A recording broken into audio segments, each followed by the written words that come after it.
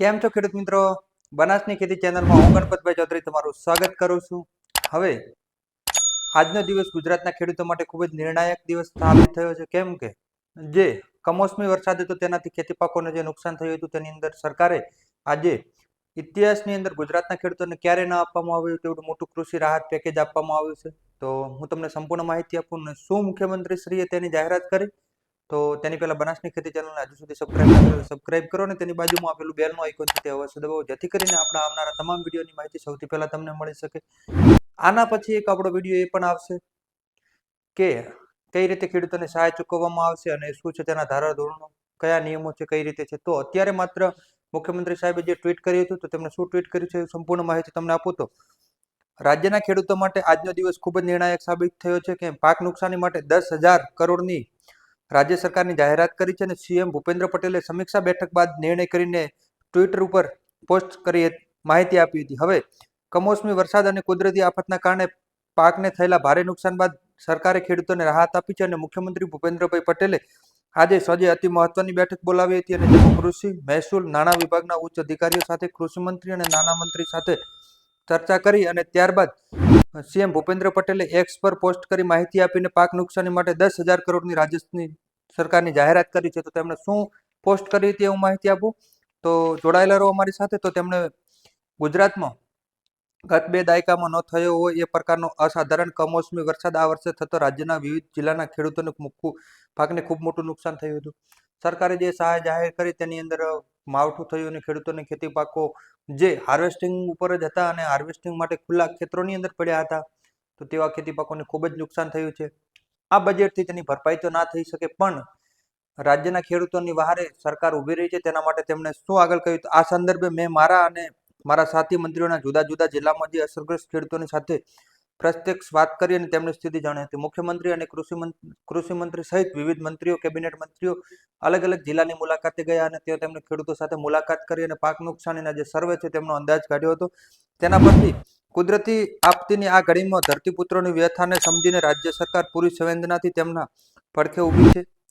રાજ્યભરના ખેડૂતોને પાકને થયેલા વ્યાપક નુકસાન સાથે તેમની લાગણીને ધ્યાને રાખીને રાજ્ય સરકાર દ્વારા ધરતીપુત્રો માટે આશરે રૂપિયા 10,000 કરોડના રાહત સહાય પેકેજની જાહેરાત કરી છે. આ ઉપરાંત રાજ્ય સરકાર નવનિર્મિત ખેડૂતો પાસેથી ટેકાના ભાવે આશરે 15,000 કરોડથી વધુ મૂલ્યની મગફળી, મગ, અડદ અને સોયાબીનની ખરીદી કરવા પણ જઈ રહી છે.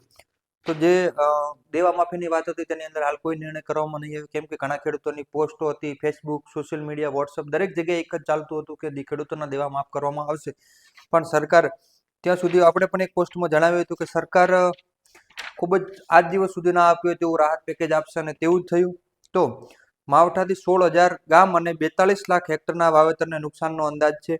જીતુભાઈ વાઘાણીએ જણાવ્યું હતું કે સર્વેનો રિપોર્ટ મુખ્યમંત્રી સમક્ષ રજૂ થઈ ચૂક્યો છે અને એસડીઆરએફના ધારાધોરણ મુજબ ખેડૂતોને સહાય ચૂકવવા માટે કેન્દ્ર સરકારને જાણ કરવામાં આવી હતી અને રાજ્ય સરકારના ભંડોળમાંથી પણ સહાય ચૂકવવાની વિચારણા ચાલી રહી હતી.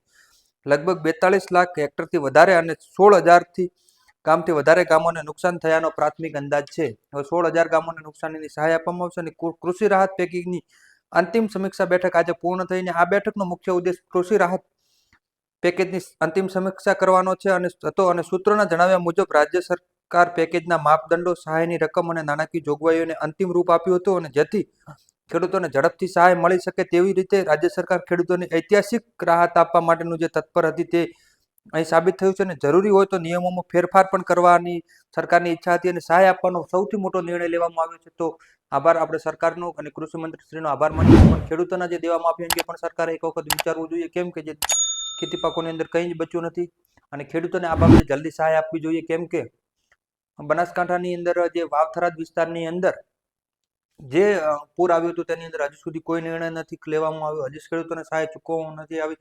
એ સહાય પણ લગભગ આ સહાયની સાથે જોડી દેવામાં આવી શકે છે અને ખેડૂતોને જે જલ્દી ખાતાની અંદર પૈસા આપી દેવા જોઈએ, કેમ કે આગામી સિઝન માટે બિયારણ ખરીદવા છે. તેમને પણ પરિવાર સાથે છે, તેમને જે સામાજિક પ્રસંગો છે, સામાજિક રીત રિવાજો છે અને તેમના પરિવાર ચલાવવા માટે પૈસાની જરૂરિયાતો છે. તો સરકારે હવે વધુ સર્વે માટેના તાઇફા બંધ કરી અને જલ્દીથી ખેડૂતોને ખાતાની અંદર સહાય આપવી જોઈએ એવું આપણે પણ માનીએ છીએ અને આ બાબતે જલ્દીથી સરકાર નિર્ણય કરશે. આભાર. બનાસની ખેતી ચેનલ સાથે જોડાયેલા રહો અને અમારી બનાસની ખેતી ચેનલ હજુ સુધી સબસ્ક્રાઇબ ના કરી તો સબસ્ક્રાઇબ કરો અને તેની બાજુમાં આપેલું બેલનું આઇકોન છે તે અવશ્ય દબાવો. આ વિડીયો વધુમાં વધુ ખેડૂતો સુધી શેર કરો અને તમારો અભિપ્રાય કોમેન્ટની અંદર અવશ્ય જણાવો. આભાર.